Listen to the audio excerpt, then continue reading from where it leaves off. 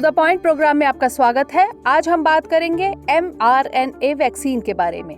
आइए जानते हैं ये चर्चा में क्यों है। मॉडर्ना फार्मास्यूटिकल कंपनी ने US national institutes of health के साथ मिलकर विकसित की गई कोविड वैक्सीन के मनुष्य पर किए गए परीक्षणों के परिणामों की घोषणा की है। परीक्षणों में वैक्सीन को 94.5% प्रभावी पाया गया है।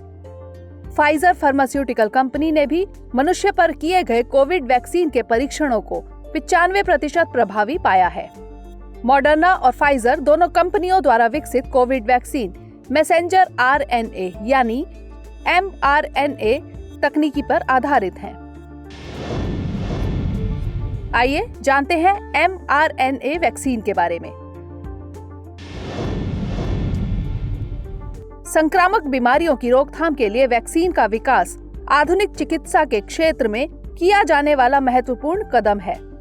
mRNA तकनीकी से विकसित की गई वैक्सीन परंपरागत वैक्सीन की तुलना में ज्यादा प्रभावशाली होती हैं।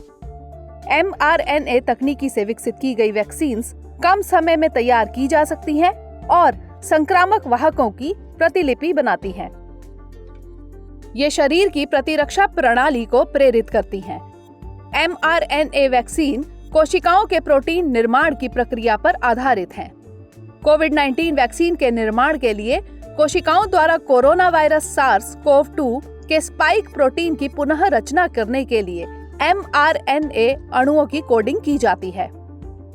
स्पाइक प्रोटीन स्पाइक के रूप में कोरोना वायरस की सतह पर प्रकट होते हैं, जिससे संक्रमण को बढ़ावा मिलता है। संक्रमण के कारण वायरस कोशिकाओं को निशाना बनाते हैं। इस प्रकार वायरस की प्रतिकृति बनने लगती है।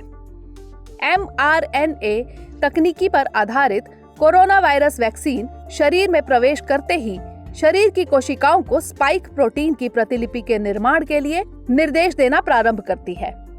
इसके विपरीत प्रतिरक्षक कोशिकाएं स्पाइक प्रोटीन से लड़ने के लिए एंटीबॉडीज का निर्माण करती हैं। एंटीबॉडीज की मौजूदगी शरीर के रक्त में होती है और ये मानव शरीर को प्रभावित करने वाले असली वायरस से लड़ते हैं। mRNA वैक्सीन के उपयोग के विभिन्न तरीके हैं, जैसे सुई सिरिंज इंजेक्शन द्वारा, रक्त, त्वचा, लिम्फ नोड, मांसपेशियों या सीधे शरीर के अंगों में इंजेक्शन द्वारा, या फिर नेसल स्प्रे द्वारा। आइए जानते हैं mRNA वैक्सीन के लाभ। mRNA वैक्सीन सुरक्षित है क्योंकि इसका निर्माण पैथोजन पार्टिकल्स अथवा इनएक्टिवेटेड पैथोजन से नहीं किया जाता, इसलिए यह वैक्सीन संक्रामक नहीं है। यह वैक्सीन प्रतिरक्षा प्रणाली को प्रेरित करने के हिसाब से प्रभावशाली है। इसका उत्पादन प्रयोगशाला में तेजी से किया जा सकता है। अब बारी है आज के प्रश्न की। निम्नलिखित कथनों पर विचार कीजिए। पहला, mRNA वैक्सीन कोशिकाओं के प्रोटीन निर्माण की प्रक्रिया पर आधारित है। दूसरा, mRNA वैक्सीन सुरक्षित है क्योंकि इसका निर्माण पैथोजन पार्टिकल्स अथवा इनएक्टिवेटेड पैथोजन से नहीं किया जाता।